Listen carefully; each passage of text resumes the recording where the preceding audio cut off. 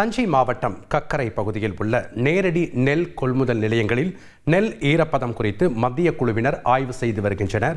இது குறித்த கள விவரங்களை செய்தியாளர் சையத் மௌலானா வழங்க நாம் கேட்கலாம். வணக்கம் சையத் மௌலானா, தற்போது அங்கே இருக்கக்கூடிய முழு விவரங்களையும் பதிவு பண்ணுங்க. விவசாயிகள் அந்த குழுவினரிடம் என்ன மாதிரியான கோரிக்கைகள் மற்றும் குற்றச்சாட்டுகளை முன்வைக்கிறாங்க?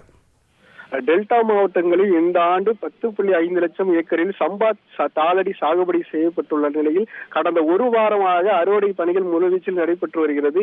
இந்த நிலையில் பருவம் தவறிய மழை மற்றும் அதிக அளவிலான பனிப்பொழிவு காரணமாக அறுவடைக்கு பணிகள் கடுமையாக பாதிக்கப்பட்டுள்ளன. மேலும் விவசாயிகள் அறுவடை செய்த நெல்மணிகளை உயர்த்த முடியாமல் விற்பனை செய்ய முடியாமல் கடுமையாக பாதிக்கப்பட்டுள்ள சூழ்நிலையை ஈரப்பதத்திலே அதிகரித்து அனைத்து நெல்களையும் கொள்முதல் செய்ய வேண்டும் என விவசாயிகள் தொடர்ந்து கோரிக்கை வைத்து வந்த நிலையில் மத்திய அரசு நெல்லின் ஈரப்பதத்தை 17% 22% அதிகப்படுத்தி கொள்முதல் செய்ய வேண்டும் என. வீட்ல இருந்தே என்ன பண்ண முடியும் அப்படின்னு யோசிக்காதீங்க. இங்க ஒருத்தர் வீட்லயே சோப்பு தயாரிச்சு மாசம் 3 லட்சம் ரூபாய் சம்பாதிக்கிறார். எப்படின்னு தெரிஞ்சுக்க ஃப்ரீடம் ஆப் டவுன்லோட் பண்ணுங்க.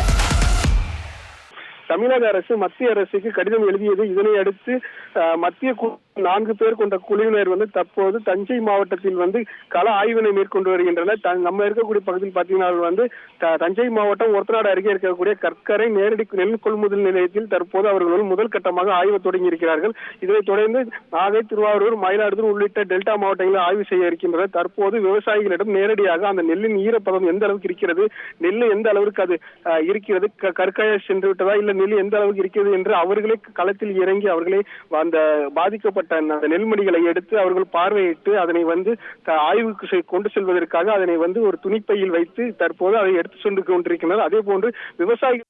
நன்றி சையத் மௌலானா, உங்களுடைய தகவல்களுக்கு.